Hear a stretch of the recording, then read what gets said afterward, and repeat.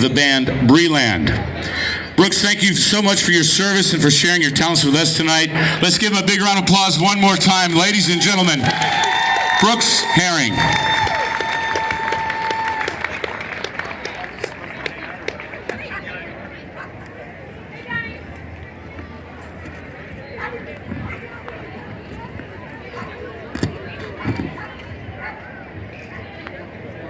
September 11th, 2001, Brooklyn, New York.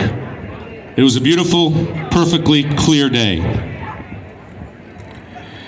As I was on my way to my second day of high school, it was a quick 5-minute walk from my house in Marine Park, Brooklyn, to James Madison High School. Since I lived so close, out of all my friends in the neighborhood, we all met on the corner of my block to walk to school together on that day. There were only 3 of us. The walk was quick but always dragged out as we were wandering around to different bodegas around the city looking for gum and other snacks to bring to school. My house was only about 7 miles from the World Trade Center, and from our school the towers were as clear as if they were just down the road. As we approached the football field to the left of the school, that is when you could see the Manhattan skyline with no obstructions at all. On that day, we noticed there was smoke coming from one of the towers. It was odd, since the smoke was coming from the 3rd quarter of the building and not directly from the top. I remember we stood there and honestly didn't think twice. As we turned around to walk to the front of the school building, someone passed us and said, "Yeah, my dad said a small plane just crashed into the building." And as crazy as it was, it didn't seem to be that serious from a 14-year-old's perspective.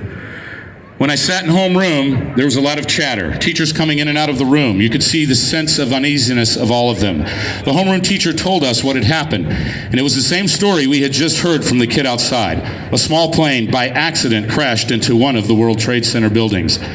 Not even what seemed like a minute later, a teacher rushed into our room and told our teacher that another plane had just hit the other building. At that point, even my entire class of freshmen knew something was not right. The teacher remained calm. I remembered in details. She simply said, "Don't worry, we'll update everyone on the situation." That update came with what felt like 30 seconds. Our school got called with a bomb threat. James Madison High School had roughly 5,000 children, and almost everyone was there on that day, early in the morning. For some reason, while I watched everyone run out of the building frantically, I located my friend who lived on my block, and we waited until it calmed down just a little bit. As we exited the building, we knew something wasn't right, and it wasn't about a bomb. People were driving by in their cars. They were speeding by. They were honking their horns. They were screaming out of their windows that America was at war. We walked past the football field to look at the towers, and they were both up in smoke. We watched them for another couple of minutes before all of a sudden you could see them no more. We just saw a dust, a fog, a cloud, whatever you want to call it. It engulfed the sky. No, we didn't know what we were watching at the time. We didn't know we witnessed one of the towers coming down with our own eyes. Remember, we were 14 years old. We rushed to the nearest bodega, and there seemed to be 40 people in this tiny store watching a 12-inch television that I think was still in black and white. People were yelling and saying crazy things, scary things, and I guess it was an all-over sense of confusion.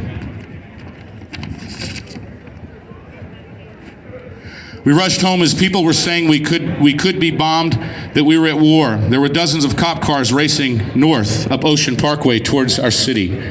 Later that day, it all calmed down, and while I had no idea what was going on at the end of the day, I knew it was better than earlier. But I'm in Marine Park. This was a blue-collar neighborhood. All of my friends were parents. All of my friends' parents were cops, firemen, sanitation workers, and teachers. I had dozens of friends whose parents arrived home that night. Their arrival was delayed. Most of them did come home, but there were a few unlucky friends who never got to see their mom or their dad again. About 3 days later, my mom sent me to the schoolyard with some friends to play stickball. We were at Public School 192 in Sheepshead Bay. As we were playing, all of a sudden, tons of papers were flying into the courtyard. We went to see what they were. It was just burnt paper, and we realized it was from the towers. At that point, I didn't even think about how this paper managed to fly across the river into the schoolyard where we were. But even at 14 years old, that's when it really hit me, that the towers were gone, along with thousands of people. This is why I am here today, and this is why I will never forget, not because I don't want to move on, but because I want to pay my respect to all of those who lost their lives and who were impacted on that tragic day. Sincerely, Mike Tracy. Mike Tracy is here with us today. He came all the way from New York to be with us today. Thank you, Mike, for your story, for sharing your story with us.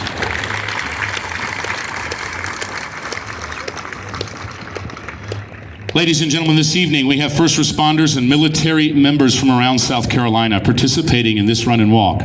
These first responders include fire services, emergency medical services, law enforcement, and 911 communicators. Thank you for all you do for South Carolina. Let's give these first responders a big round of applause. Also, ladies and gentlemen, along the route this evening, you will see 343 photos of firefighters who lost their lives on 9/11 in New York City. They'll be proudly presented by our local volunteers from the University of South Carolina. Members of the Spring Valley Junior ROTC are also carrying photo banners of our 60 heroes from right here in the Greater Midlands who have given the ultimate sacrifice in the line of duty. Please be looking for them out on the route. Also on the route this evening are members of the South Carolina Patriot Guard riders, all of whom are veterans and proudly wear their military patches signifying their military actions defending our great country. Big thanks to our South Carolina Patriot Guard riders.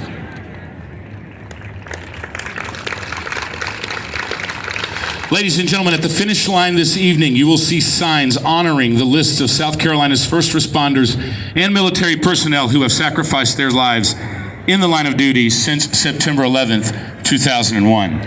You can also view their photos on the Wall of Remembrance. This is located directly behind me at our 9/11 memorial. Are you ready, Dan? It is now my pleasure, ladies and gentlemen, to welcome to the stage our chair of Tunnel to Towers of South Carolina Committee. This is Dan Hennigan, retired United States Army and Fire Department of New York Honorary Battalion Chief. Would you please welcome Dan Hennigan?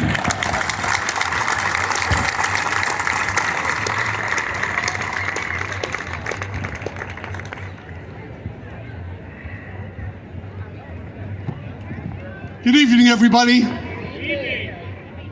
This evening is so significant because, for so many reasons, but as I look around, I see so much green of our United States 5 military services, including the Coast Guards that came up from Charleston. I was thinking about what I wanted to say today, and I want to let you know that Tracy, person that you just heard about, is my cousin. We grew up on the block together. And it's good to see him here today because he moved from Brooklyn, New York 3 years ago, and he's got himself back on track. Let me give him rounds of applause.